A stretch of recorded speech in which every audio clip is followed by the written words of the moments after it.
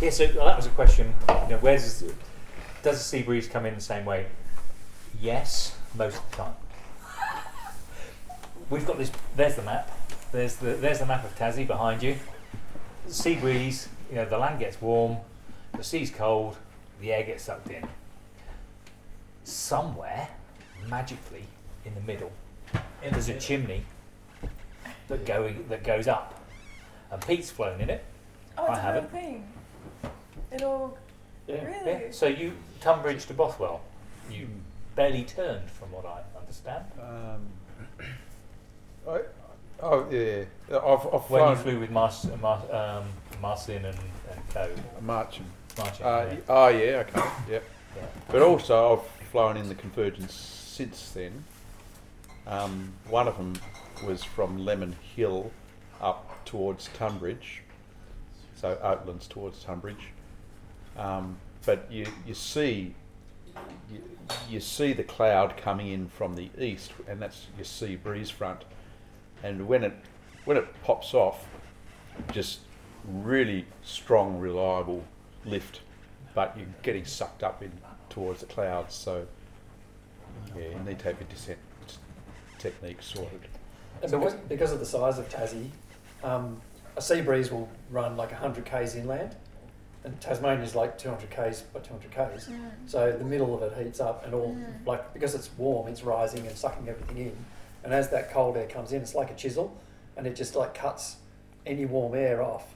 So if you're out flying and all of a sudden the lift is like this is awesome, it's going off, you know that the sea breeze is coming, and it's just like lifting all of that. And it's super powerful. It's like this big wedge that comes in.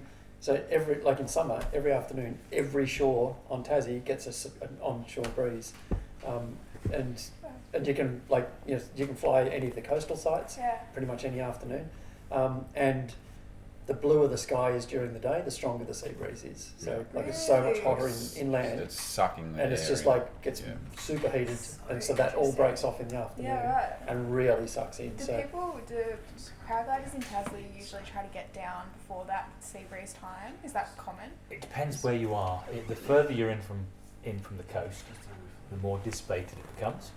So, say you're up in the Midlands, say Tunbridge on the Tiers or on the ridge there, then it doesn't really get in there as this.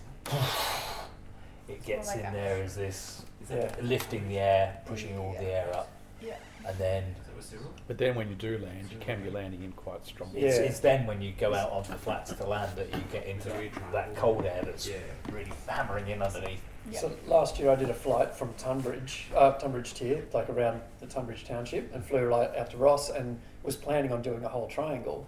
And as I got to the southern point, which was kind of east of Oatlands, the thermals were getting super strong, and I was really struggling with the wing, was getting 5 metre climbs, and kind of knew something was up because it was starting to get really rough.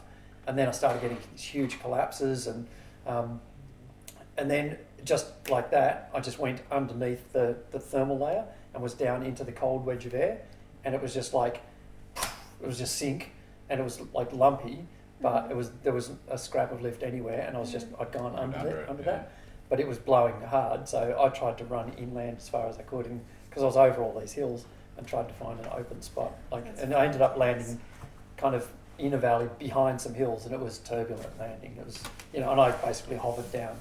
So you have to be kind of careful of that, and the rest of the day was dead still and beautiful and fluffy clouds, and all of a sudden it just switched like that. So that's a Tassie trait, I guess.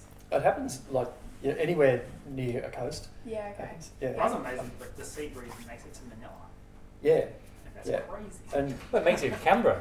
Lake George. Canberra's 250 k's inland, and it reaches it there. Gets there in the evening, and they get this beautiful. The land is a bigger smooth, mass, so it has more power to lift.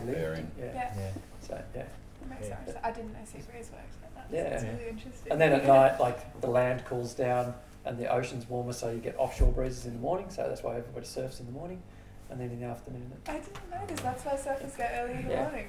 Yeah. Oh my god. It's not as though they got jobs to get to.